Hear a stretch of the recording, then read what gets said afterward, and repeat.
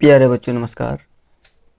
आइए आज हम क्लास 9th के चैप्टर फर्स्ट के कुछ बेसिक उदाहरण को पढ़ेंगे, हल करेंगे। तो आइए देखते हैं। पहला उदाहरण देखिए। इसके पहले वीडियो में मैंने संख्या रेखा पर परिमेय संख्या और पूर्णांकों को निरूपित करना सिखाया था, और इस वीडियो लेक्चर में हम चैप्टर फर्स्ट के संख्या पद्धति में कुछ उदाहरण दिए हुए हैं, उस उदाहरण को स्टडी करेंगे। ठीक है, तो आइए देखते हैं। पहला उदाहरण है, दो परिमेय संख्याओं के बीच एक परिमेय संख्या ज्ञात कीजिए। एक परिमेय संख्या। अब देखिए, परिमेय संख्याओं के बीच के लिए एक सूत्र हम लोगों को याद होना चाहिए। देखिए, हम यहाँ इसका हल करेंगे। 2 और 3 के बीच एक परिमेय संख्या ज्ञात कीजिए। एक परिमेय संख्या कह रहा है तो याद रखिए, एक सूत्र याद करके रखना है कि अगर एक कह रहा है तो सिंपल 1/2 x प्लस वाई। ठीक है, इसी सूत्र पे हम इसको हल कर देंगे। ठीक है, अब देखिए, इसको हम मानेंगे कि ये x बराबर 2 और y बराबर 3 है। ठीक, अब इसी सूत्र पे रख दीजिए 1/2, x की जगह 2 और y की जगह 3, तो कितना हो जाएगा? 3 2 5, और यहाँ से 1/2 गुणे 5 गुणा कराएंगे तो 5 एकम 5/2, तो लिखेंगे कि 2 और 3 के बीच की एक परिमेय संख्या 5/2 है। ठीक है, तो इस तरह से हम इसको हल कर सकते हैं। या देखिए, दूसरा विधि, यहाँ मैं दूसरा विधि बता दे रहा हूँ। देखिए, इसको हम कैसे हल करेंगे।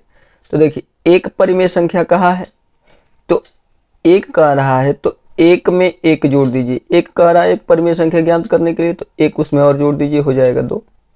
ठीक है, 2 कहेगा तो 2 में एक जोड़ देंगे, हो जाएगा 3। 4 कहेगा तो 4 में एक जोड़ देंगे, हो जाएगा 5। अब देखिए, जितना और 2 और 3 के बीच कह रहा है कि परिमेय संख्याओं को एक परिमेय संख्या ज्ञात करना है, तो 2 और 3 में देखिए, 2 में क्या करेंगे?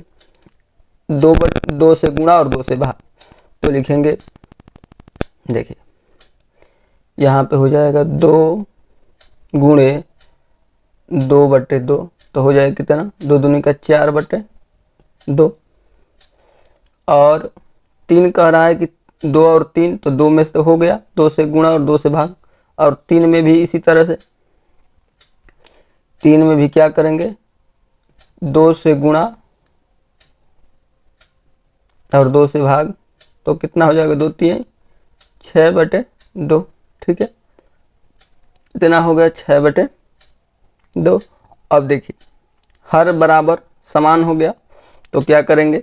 4/2 से कितना? एक ही परिमेय संख्या ज्ञात करना है, तो 4/2। इसके बाद आता है 5/2, इसके बाद 6/2, तो क्या हो गया? यही तो एक ही परिमेय संख्या ज्ञात करना था, तो हो गया। 4/2 को कटाएंगे तो हो जाएगा 2। 5/2 को कटाना नहीं है, क्योंकि कटाएंगे तो 2/5 होगा, और इसको कटा देंगे तो हो जाएगा 3। तो हो जाएगा 2 और 3 के बीच की परिमेय संख्या यही 5/2 है। इस तरह से करिए, चाहे इस तरह से करिए। ठीक है, तो लिख देंगे कि 2 और 3 के बीच की एक परिमेय संख्या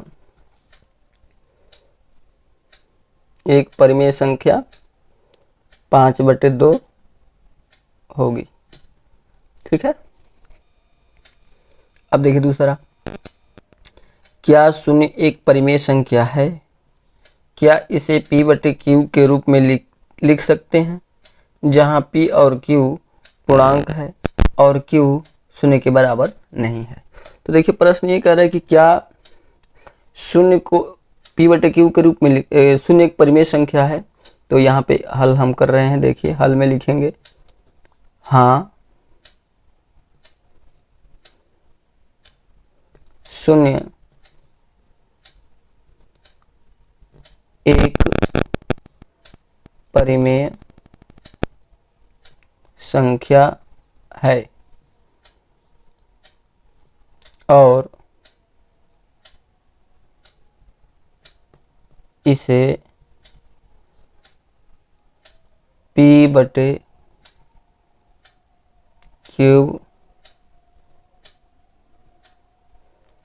के रूप में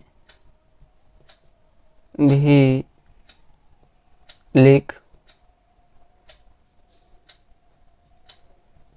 सकते हैं।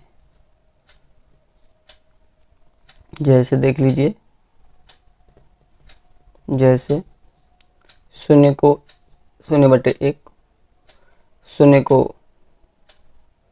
शून्य बटे दो, कुछ भी लिख दीजिए, शून्य बटे माइनस एक, शून्य बटे पाँच, शून्य बटे 10। ठीक है, इस तरह से हम कुछ भी लिख सकते हैं। ठीक है, तो ये क्या है, शून्य एक परिमेय संख्या है। ठीक है, हम परिमेय संख्या में भी आप लोगों को बताए हैं कि शून्य एक परिमेय संख्या है। ठीक है, देखिए 3 और 4 के बीच 6 परिमेय संख्याएं ज्ञात कीजिए। तो अभी मैंने बताया कि यदि एक परिमेय संख्या पूछ रहा है तो उसमें एक जोड़ करके इसमें जितना आएगा उससे गुणा और भाग करेंगे, फिर इसमें भी उसी संख्या से गुणा और भाग करेंगे। यहाँ से पूछ दिया है कि 3 और 4 के बीच 6 परिमेय संख्या। तो देखिए 6 परिमेय संख्या पूछा है तो 6 में एक जोड़ दीजिए, उसके बाद कितना आ जाएगा, ये 7। अब देखिए 3 में 7 से गुणा और 7 से भाग, तो कितना हो जाएगा, 7 त्रिके 21 बटे 7। और 4 में भी क्या करेंगे, 7 से गुणा और इसी 7 से भाग, तो ये हो जाएगा कितना, 7 चौका 28 बटे 7। अब देखिए हर बस समान हो गया। अब 21 के बाद 28 तक लेकर चले जाइए, तो देखिए 21 बटे 7, 22 बटे 7, 23 बटे 7, 24 बटे 7, 25 बटे 7, 26 बटे 7, 27 बटे 7 और ये एक 28 बटे 7 तो दिया ही है। अब देखिए 5 ही परिमेय संख्या होगा, 1 2 3 4 5। ठीक है, ये कितना, 5 7 6 परिमेय संख्या पर 6 ही ज्ञात करना था, तो 5 और 1 6। ठीक है, तो लिख देंगे कि 3 और 4 के बीच 6 परिमेय संख्याएं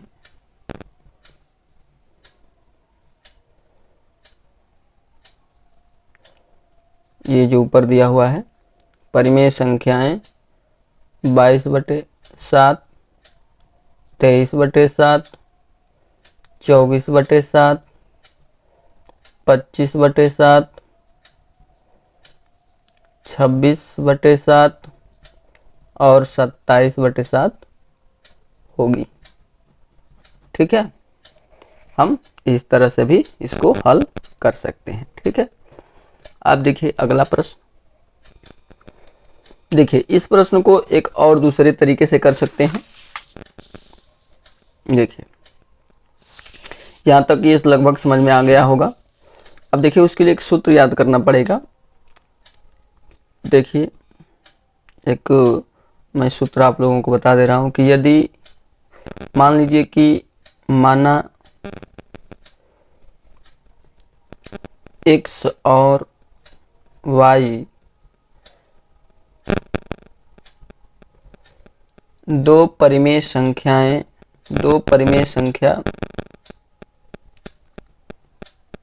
इस प्रकार है कि x is less than y, मतलब कि x y से छोटा है।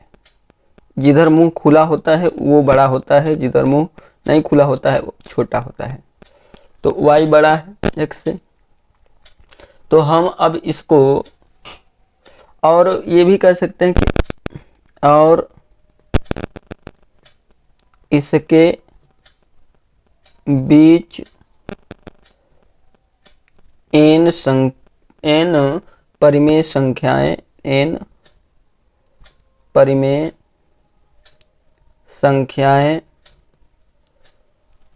संख्या ज्ञात करनी है। अब देखिए, इसको मैं थोड़ा सा समझा दे रहा हूँ कि क्या कहने का मतलब है। सेम इसी तरह से है। देखिए, मान लीजिए कि x और y दो परिमेय संख्या है। देखिए 3 और 5 दो परिमेय संख्या है, और यहाँ पर 4 को y मान लीजिए और 3 को x मान लीजिए। कह रहा है कि y जो x है वो y से छोटा है। x मतलब 3 4 से छोटा है, और इनके बीच n परिमेय संख्या ज्ञात करना है। तब इनके बीच की 6 परिमेय संख्या, n मतलब नंबर है, ठीक है। तो इनकी बीच की n परिमेय संख्याएं ज्ञात करना है। अब n की जगह 2 4 5 6 7 8 10 20 50 कुछ भी हो सकता है, लेकिन 50 तक नहीं आएगा। बहुत 10 के अंदर ही सारी परिमेय संख्याओं को ज्ञात करने के लिए आएगा, ठीक है। यहाँ पर 6 परिमेय संख्याएं ज्ञात करना है। तो ठीक इसी पर हम लोग उसको हल कर देंगे। तो देखिए, सबसे पहले इसको करना क्या है कि इसके लिए एक सूत्र होता है कि इनके बीच के डिस्टेंस को निकालते हैं। मतलब d equal to Y minus X बटा में n+1। अब देखिए, हम इसी सवाल को ले रहे हैं यहाँ पर देखिए, हम इसी सवाल को यहाँ पर ले रहे हैं। देखिए, तो देखिए यहाँ पर y कितना है, यहाँ पर y कितना है हम लिख दे रहे हैं, x बराबर 3 और y बराबर 4। तो y हो गया कितना, 4। तो लिखेंगे 4 माइनस 3 बटा, देखिए n कितना है, पदों कितना ज्ञात करना है, 6। तो n का मान 6 और प्लस 1 कितना हो जाएगा, 1/7, ठीक है।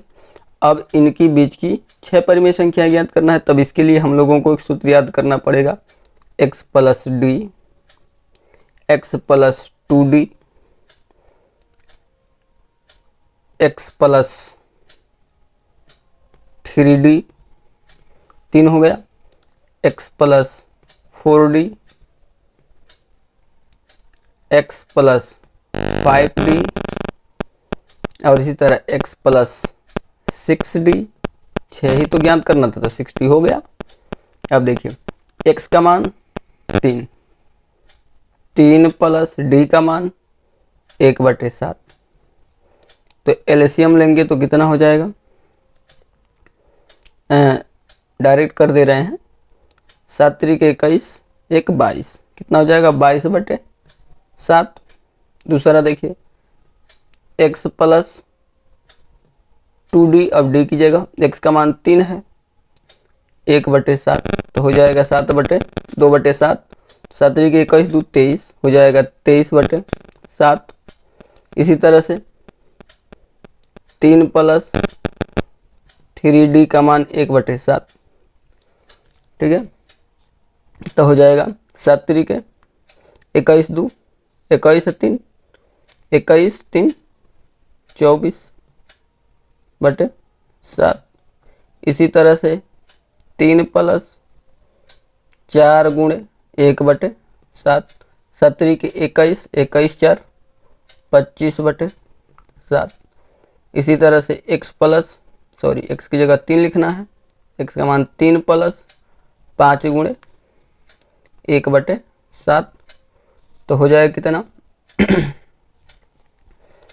7 3 के 21 21 5 26 26/7, और 21 का निकालना है, तो 3 प्लस 6 गुणे 1/7, तो हो जाएगा कितना 7 3 के 21 21 6 27 27/7।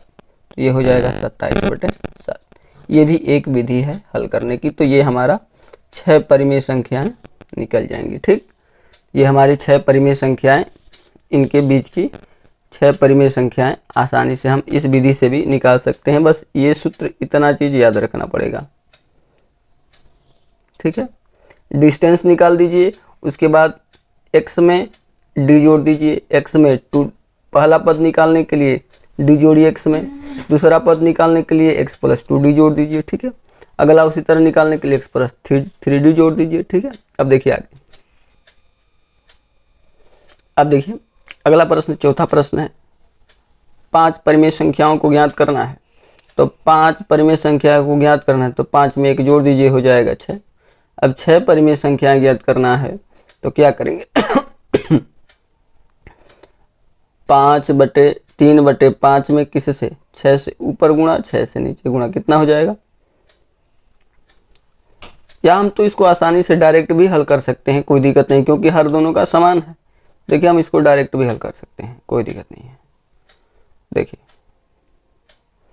अच्छा चलो ऐसे कर ही देते हैं इसी तरह से, 3/5 गुणे 6 गुणे 6 तो हो जाएगा कितना, 3 6 18 बटे 30। और इसी तरह से 4/5 गुणे 6 से ऊपर गुणा और 6 से नीचे, तो 6 चौक 24 और बटे 30। अब देखिए 18/30 और 24/30, तो देखिए 18 से स्टार्ट करेंगे, 18/30, 19/30, 20/30,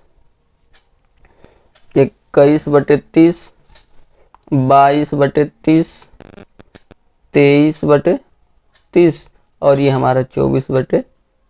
बस यहीं तक तो ना, 5 ही ज्ञात करना था, 1 2 3 4 5, ये तो दोनों दिया ही है।